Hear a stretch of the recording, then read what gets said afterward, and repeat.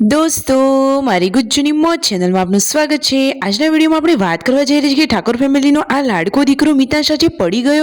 દોસ્તો એ તો અચાનક જ કેટલું બધું રડવા લાગ્યું અને પાર્વતી ભાભી પણ ગભરાઈ ગયા।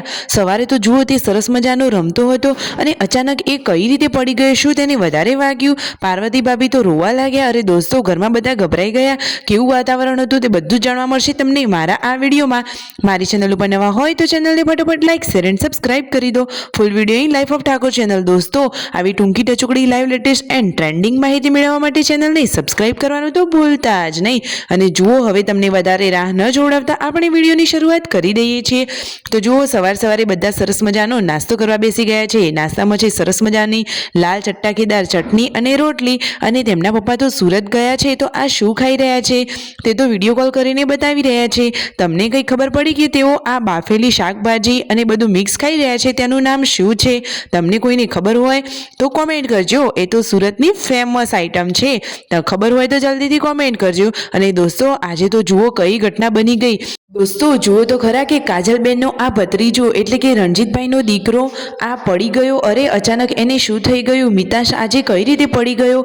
અને જુઓ તો ખરા કેટલા બધા ગોઠમણા ખાઈ પગથિયા ઉપરથી તે નીચે પડી ગયો, કેટલું બધું રડવા લાગ્યો। પાર્વતી ભાભી તો અચાનક જ ગભરાઈ ગયા અને તેમનો જીવ પણ ઉપર થઈ ગયો। અરે દોસ્તો જુઓ તો ખરા નાનું લાડકવાયું ફૂલ અચાનક આ રમતા રમતા તે પડી ગયું, પરંતુ ભગવાન માતાજીની દયાથી એને વધારે કંઈ વાગ્યું નથી। પરંતુ હવે તે બોલીને કંઈ પણ ના શકે કે તેને ક્યાં વાગ્યું છે અને ક્યાં દુખાય છે। પરંતુ ખરેખર એકવાર તેમને હોસ્પિટલની મુલાકાત લેવી જોઈએ અને ડૉક્ટરને બતાવવું જોઈએ। સાચી વાત ને, એકવાર તો સલાહ લેવી જ જોઈએ। ઘરના બધા જ લોકો ગભરાઈ ગયા। રણજીતભાઈ તો અવાજ સાંભળીને દોડતા આવી ગયા। પૂનમ ભાભી, પાર્વતી ભાભી જુઓ બધા જ મિતાંશની જોડે આવી ગયા અને મિતાંશ તો જોરદાર રડવા લાગ્યો હતો।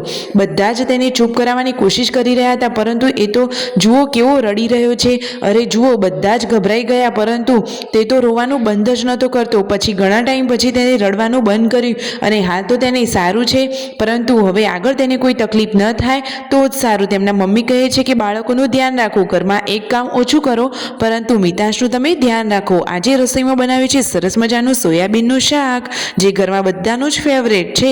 બનાવ્યું છે સંજયભાઈએ તો જોરદાર ચટાકેદાર શાક બનાવી દીધું છે અને બપોરનો ટાઈમ થઈ ગયો છે અને બધા જ લોકો જમવા માટે બેસી ગયા છે। વાવ, જુઓ ડીશમાં ઠારી દીધું છે, કેટલું સરસ મજાનું ચટાકેદાર શાક છે। હવે મિતાંશને સારું છે અને એ તો સરસ મજાની સ્માઇલ સાથે રમી રહ્યો છે। એ તો આમ જ હસતો ખેલતો અને ખુશ રહે એવી જ ભગવાનની પ્રાર્થના। સાચી વાતને, વિડીયો ગમ્યો હોય તો લાઈક શેર એન્ડ સબસ્ક્રાઈબ।